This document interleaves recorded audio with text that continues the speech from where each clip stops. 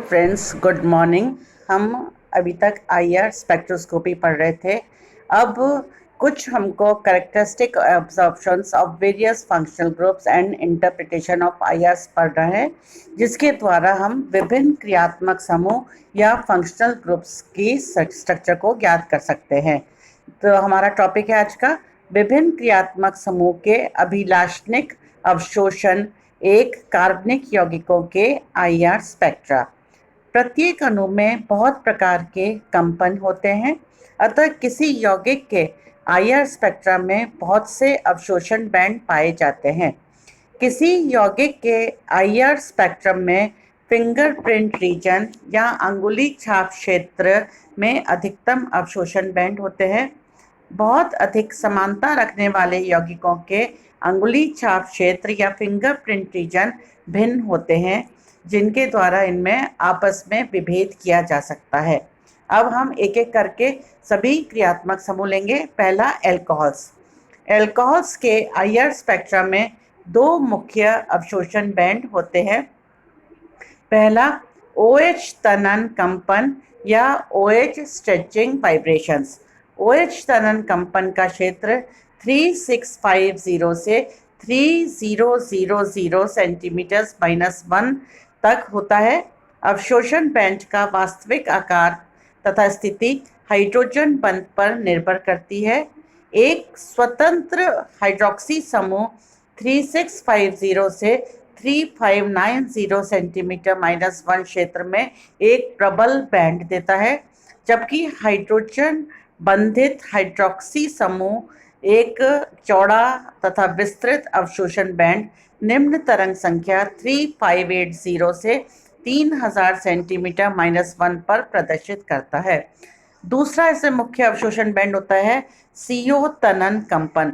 CO तनन कंपन जो है वो 1260 सेंटीमीटर से 1000 यानी 1000 सेंटीमीटर -1 के क्षेत्र में तीव्र अवशोषण देता है। सेकंड हम लेंगे एल्डिहाइड्स। एल्डिहाइड और कीटोन कार्बोनिल समूह है। Carbonyl C double bond O तनन कंपन। जिन यौगिकों में कार्बोनिल समूह होता है उन यौगिकों में C डबल बॉन्ड O तनन कंपन के कारण एक कैरेक्टरिस्टिक अभिलाक्षणिक अवशोषण बैंड 1800 से 1500 सेंटीमीटर -1 पर प्राप्त होता है। इस बैंड की वास्तविक स्थिति विभिन्न कार्बोनिल यौगिकों में भिन्न भिन्न होती है। ये कई फैक्टर्स पे, कई कारकों पे निर्भर करता है, जैसे पहला, कॉन्जुगेशन या संक्रमण।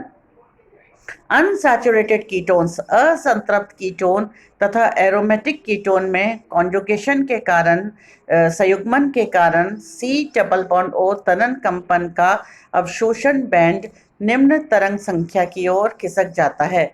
मैंने आपको चित्र में दिखाया 1720, और जैसे ही ये इसमें बेंजीन रिंग लग गई, ये 1700 सेंटीमीटर -1 पर खिसक गया। दूसरा इफेक्ट इसमें होता है मीसोमेरिक इफेक्ट, या इसको हम अनुनाद प्रभाव भी कहते हैं।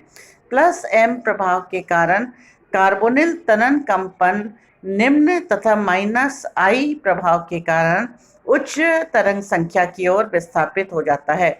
आप चित्र में देखिए, +M इफेक्ट से ये है 1686 सेंटीमीटर -1, और -M इफेक्ट के कारण ये हो रहा है आपका 1710 सेंटीमीटर -1।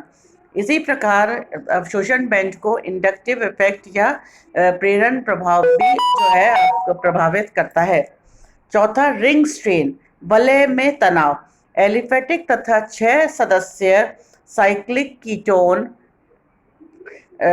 चक्रीय कीटोन तनाव से मुक्त होते हैं, परंतु वलय का आकार घटने पर बंध कोण में तनाव उत्पन्न हो जाता है, जिससे कार्बोनिल के तनन कंपन के लिए अधिक ऊर्जा की आवश्यकता होती है तथा बैंड जो है वो उच्च तरंग संख्या पर खिसक जाता है।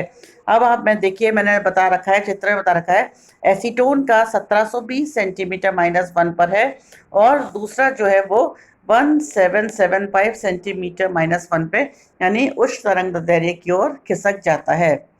अगला हम लेंगे अमीन्स। अमीनो यौगिकों में CnH2 समूह होता है, अतः इनमें कार्बन नाइट्रोजन तनन कंपन तथा NH तनन एवं बंकन कंपन पाए जाते हैं। NH बंध के कारण हाइड्रोजन बंध भी उपस्थित होता है। अब इसमें 3 प्रकार के मुख्य अवशोषण बैंड होते हैं। पहला NH तनन कंपन।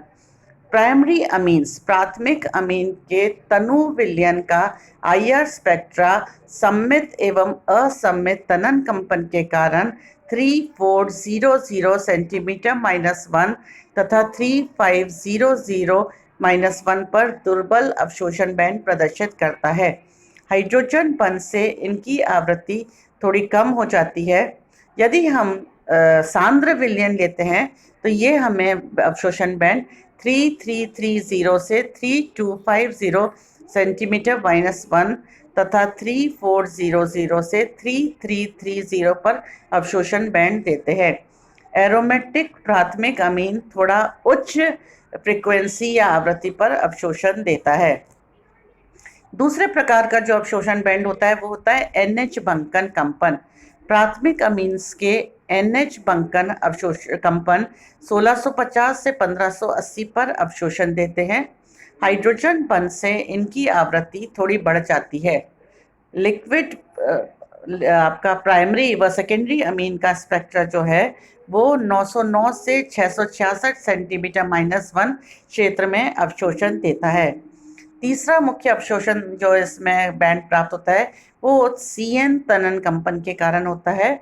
CN बंध के कारण तनन कंपन के कारण एलिफेटिक अमीन्स का बैंड 1250 से 1020 सेंटीमीटर -1 क्षेत्र में प्राप्त होता है। एरोमेटिक अमीन्स में ये बैंड 1342 से 1266 सेंटीमीटर -1 क्षेत्र में प्रदर्शित होता है। नेक्स्ट हम लेंगे ईथर्स। ईथर में ऑक्सीजन क्रियात्मक समूह होता है, अतः इसके IR स्पेक्ट्रम में COC तनन कंपन के कारण अवशोषण बैंड प्रदर्शित होते हैं। ईथर के IR स्पेक्ट्रा में 1150 से 1085 सेंटीमीटर -1 क्षेत्र में अभिलाक्षणिक तीव्र अवशोषण बैंड प्रदर्शित होता है।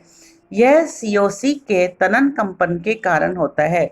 यदि ऑक्सीजन से जुड़ा कार्बन शाखित अवस्था में होता है तो स्पेक्ट्रा 1170 से 1114 सेंटीमीटर -1 पर त्रिक बैंड या ट्रिपलेट बैंड प्रदर्शित करता है।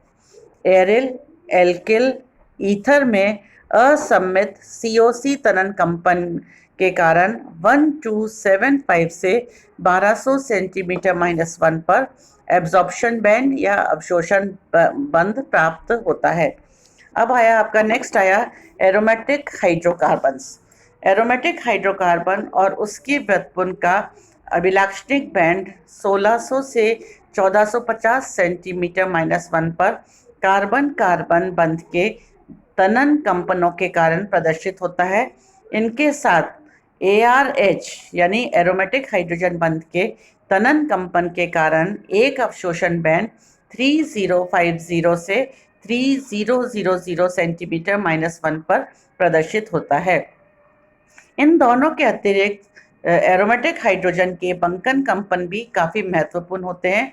ये बेंजीन वलय पर एल्किल प्रतिस्थापी समूहों से भी प्रभावित होते हैं। नेक्स्ट है हमारा कार्बोक्सिलिक अम्ल। कार्बोक्सिलिक अम्ल प्रबल इंट्रामोलिकुलर हाइड्रोजन बंध अंतरा अणुक हाइड्रोजन बंध के कारण द्विलक के रूप में रहता है। इससे हाइड्रोक्सी समूह का अवशोषण बैंड जो है वो निम्न तरंग संख्या पर खिसक जाता है और हमें एक जो बैंड मिलता है वो चौड़ा होता है, ब्रॉड होता है। यह CH तनन कंपन पर ओवरलैप करके अतिव्यापन करके 3300 से 2500 सेंटीमीटर -1 पर प्रदर्शित होता है।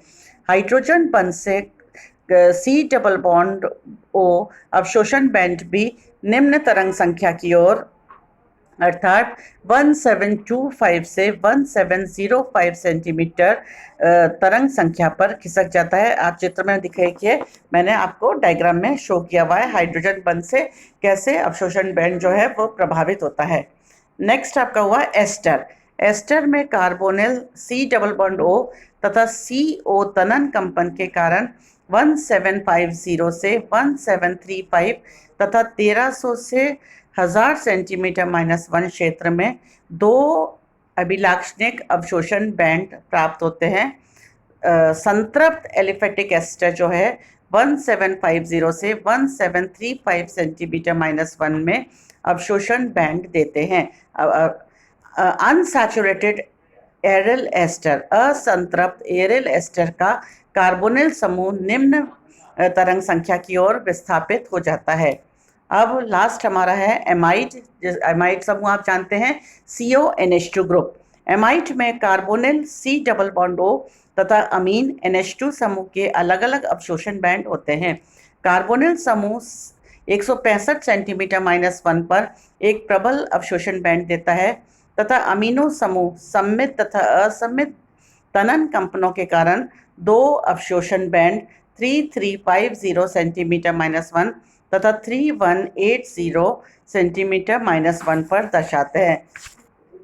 अब इनका अपन कैसे ये जो अपन ने दिया था, इसके कारण हम विभिन्न तनन और बंकन के कारण हम इनके अवशोषण बैंड ज्ञात कर सकते हैं और जिसके द्वारा हम किसी भी कार्बनिक पदार्थ की संरचना ज्ञात कर सकते हैं। धन्यवाद।